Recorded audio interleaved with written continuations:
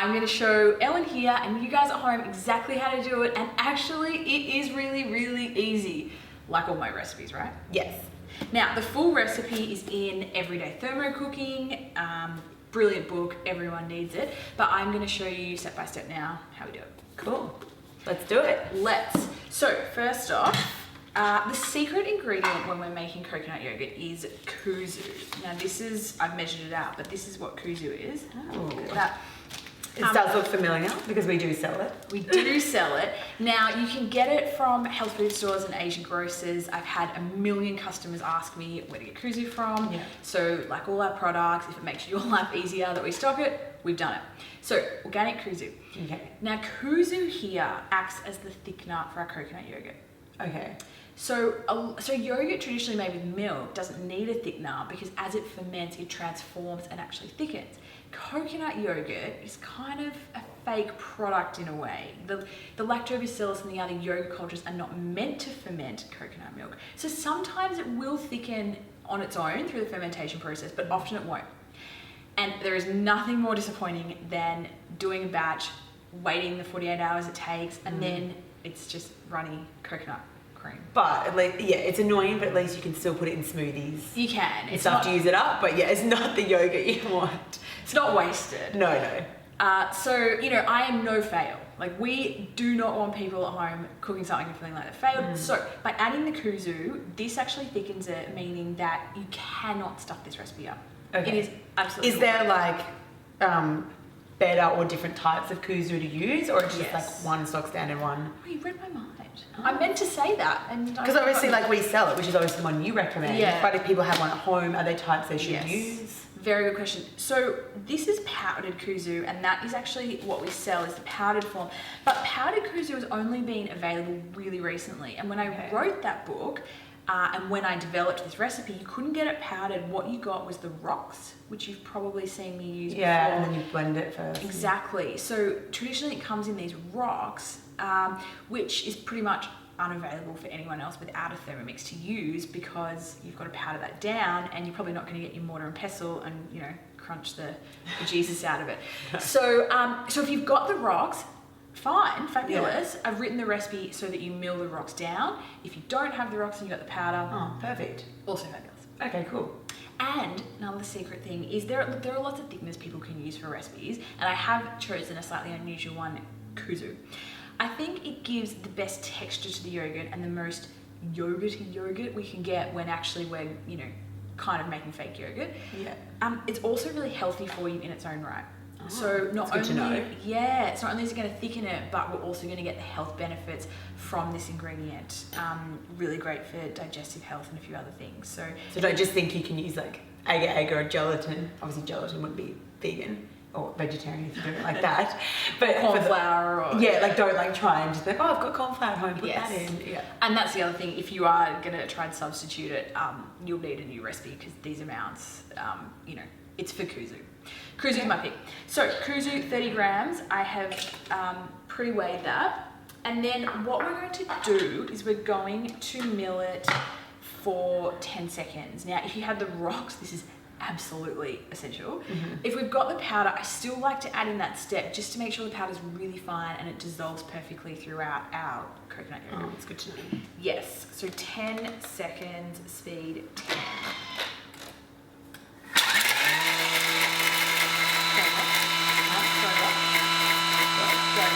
Yeah. I never remember if you're like skipping or back on. Yeah.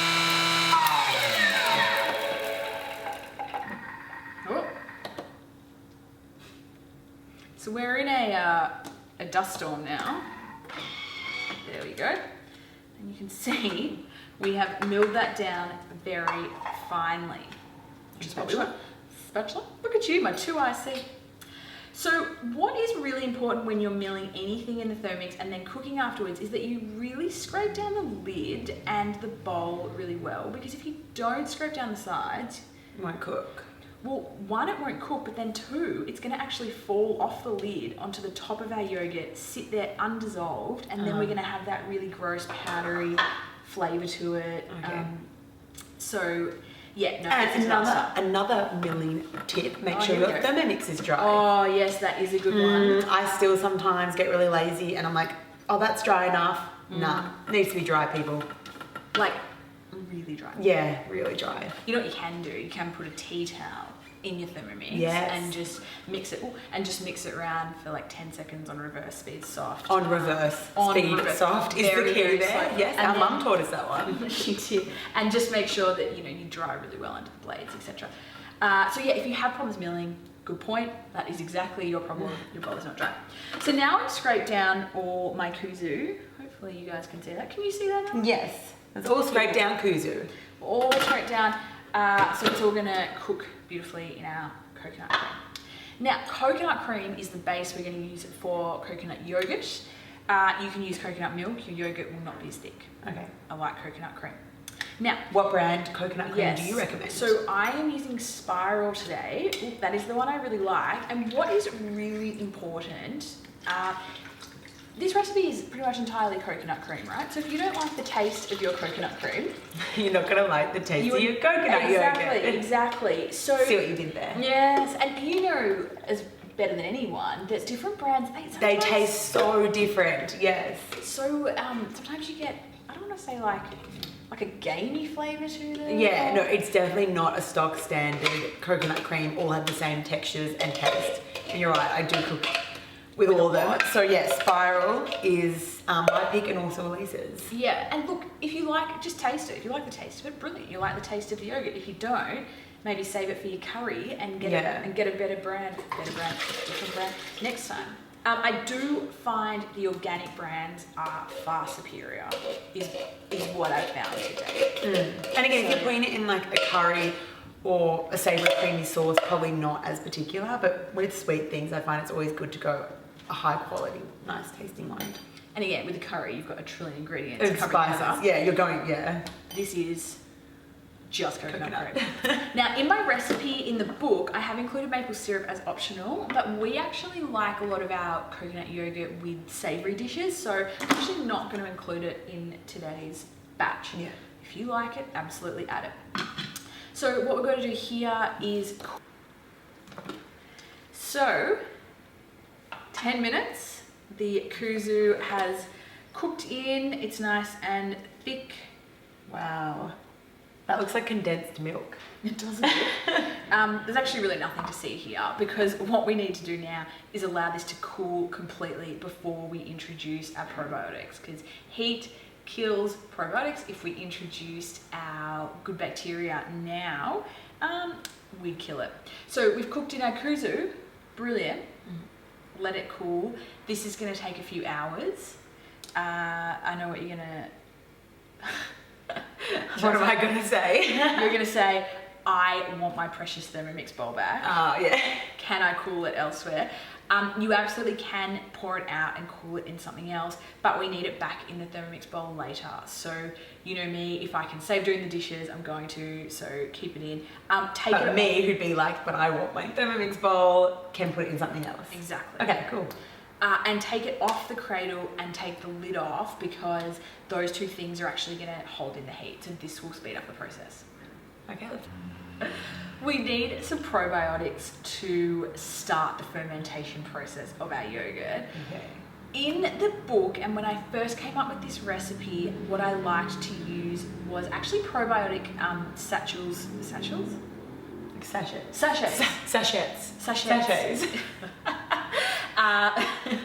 The little pouches that you rip the top off. I really like to use those, and there's a lot of them available for coconut yogurt in particular. So basically, I feel like you use them for your other yogurt that you make, don't you? No. Oh, you're all off the sachets? Okay. There's no sachets getting around anymore. Good. So if you've got sachets for coconut yogurt, brilliant. Use them. If you don't, what I actually think is easier, more accessible, hence we're more likely to do it, is buy a good quality coconut yogurt and use 2 tablespoons of that. Okay. I don't even So measure that it. is why you occasionally ask me to buy it. Exactly. So look, when you've started making it yourself, you can just keep using the old batches that you've done. So you just add 2 tablespoons of the batch that you made last time. But for you guys at home, when you're starting out first off, you are going to want to buy one, and then you bought one once, You never need to buy it again. And then you can wash this and then store your homemade coconut yogurt in this. And then you don't even have to label it. No, everyone knows what it is. It's perfect. Just like cross out the use by. It was funny at class once. Alyce we were serving coconut yogurt on something, and I'm there serving up the food, and I just have this, and I'm pulling it out, and I was like, oh, this looks like really, such a fraud. Yeah, I was like, this looks really bad, and I was like, I promise everyone it's homemade. It's definitely homemade. Yogurt in this tub. Yeah. Yeah, we were getting some looks. We were. Recycling, reusing, the whole works. So that's what you can use. Now, this is cooled, as we discussed. How do you know that this has cooled below 37 degrees? Put it on the Thermomix. Yes. Oh! But what are you Gold looking star. for when you put it on the Thermomix? Is it something to do with the colour? No. Oh. The dial? Temperature? So Like when you go to if it temp? says 37 here, where the temperature's registering, what that actually means is the lowest temperature that it's registered is 37, but it could actually be between 37 and 40 degrees. Now for this model, it's not that big of a deal because it's only 3 degrees, but for your TM's 31s, given it goes 37 to 50, if the contents of your bowl are 49 degrees, it's actually going to show up as 37. So what is really important here? Wow, okay. I know. I was taking. So what you've got to look for is that no temperature is registering. Okay.